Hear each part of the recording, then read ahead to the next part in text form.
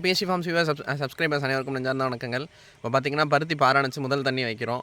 இப்போ ஆக்சுவலாக இப்போ தான் வந்து அடியில் உரமே பாராணிக்கிறதுக்கு தான் டேரெக்டாக உரமே வச்சுருக்கோம். இது வரைக்கும் பார்த்திங்கன்னா டிஏபி நானோ யூரியா கொடுத்து ஒரு ஹியூமிக் அண்ட் ரோகர் கொடுத்து மேலே இலைவெளியாக தான் கொடுத்து நம்ம வளர்த்துருக்கோம்.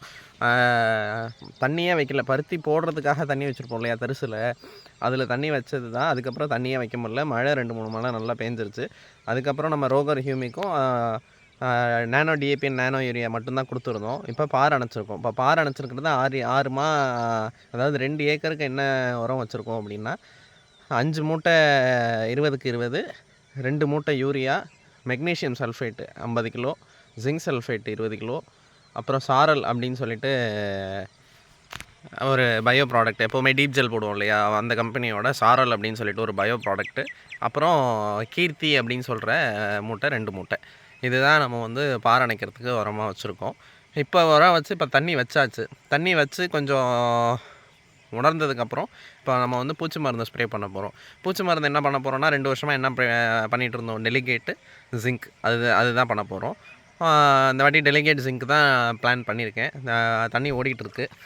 இன்றைக்கி தண்ணி ஓடி முடிஞ்சிடும். தண்ணி ஓடி முடிஞ்சு இன்னும் 2 டேஸில் வந்து நம்ம வந்து மேலே ஸ்ப்ரே பண்ண ஆரம்பிச்சிருவோம். இப்போ ஸ்ப்ரே பண்ணிவிட்டா அடுத்த ஒரு 30 டேஸ்க்கு வந்து எந்த ஒரு இதுவுமே இல்லை. ஸோ ஒரு பூச்சி மருந்து, ஒரு டானிக், அது 2மே நம்ம கொடுக்க போகிறோம். ஸோ இதுக்கப்புறம் வந்து பருத்தியில் ஒன்றும் இப்போதைக்கு ஒன்றும் இது இல்லை.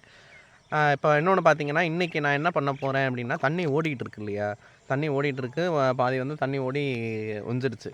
இந்த மாய்ச்சர் இருக்கும்போதே இப்போ வந்து நம்ம என்ன பண்ண போகிறோம்னா, நம்ம அக்ரிகல்ச்சர் டிபார்ட்மெண்ட்டில் வாங்கின azospirillum, phospho bacteria, potash bacteria, Trichoderma viride எல்லாமே 1/2 லிட்டர் பாட்டிலில் வாங்கியிருக்கேன்.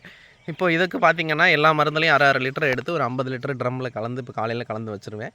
ஈவினிங் வந்து அதை நல்லா கலந்து விட்டுட்டு இந்த தண்ணி ஓடி இருக்கு இல்லையா, அதில் வந்து அங்கங்கே இப்படியே இதை தெளிச்சு விட்டு வந்துடுவேன். அது உயிர் உரம் அப்படிங்கிறதுனால அது ஃபுல்லாகவே வந்து படர்ந்து ஒரு நல்ல இதாகிடும்.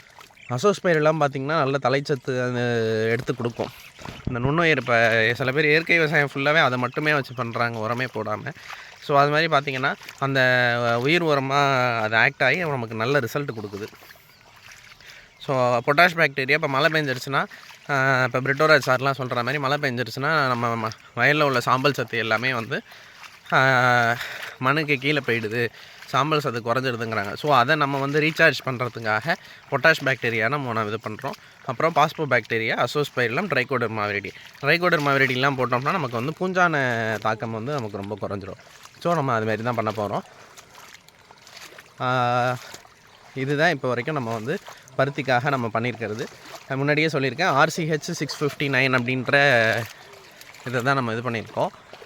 இன்னொன்று, மோஸ்ட்லி இந்த மாதிரி பைப்பு போட்டு கரெக்டாக தேவையான அளவு தண்ணியை வச்சு, தண்ணி போய் மோதின உடனே நமக்கு தேவையான தண்ணியை வச்சுட்டா வேரழுகல் நோய், இலைக்கருகள் நோயெலாம் நமக்கு வராது.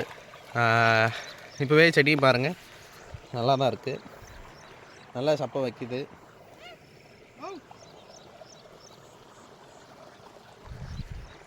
அதிக கிளைகள் வைக்குது. இப்போ ஆக்சுவலாக நம்ம வந்து பவுஷக்லாம் கொடுக்குறாங்க, பவுஷக்கு, ஜிப்ராலிக் ஆசிட், அதெல்லாம் இப்போவே கொடுத்துட்டிங்க, பிஃபோர் 50 டேஸ் நீங்கள் கொடுத்துட்டிங்கன்னா என்ன ஆகும் அப்படின்னா, இந்த மாதிரி சைடு கிளையே வராது, நெடுன்னு மேலே போயிட்டுருக்கும். பருத்தியில் வந்து நெடுன்னு மேலே போகிறதுனால நமக்கு வந்து எந்த யூஸுமே கிடையாது. பக்க கிளைகள் தான் நமக்கு நிறையா வரணும், அதில் தான் நமக்கு சப்பை வைக்கும். எவ்வளோ உயரம் போனாலும் அதில் நமக்கு சப்பையே வைக்காது, கிளையும் பத்தாது. ஸோ 50 நாள் 60 நாளைக்கு முன்னாடி நம்ம வந்து ஜிப்ராலிக் ஆசிடு கொடுக்கவே கூடாது. அது வந்து நாட் ரெக்கமெண்டட், சரிங்களா? ஸோ அந்த மாதிரி தவிர நீங்களும் பண்ணிடாதீங்க. சுத்தமாக வளரவே இல்லை, ரொம்ப திறங்கி போயிருக்குன்னா லைட்டான டோஸ் கொடுங்க, அதுவே நமக்கு போதுமானது. அனைவருக்கும் நன்றி.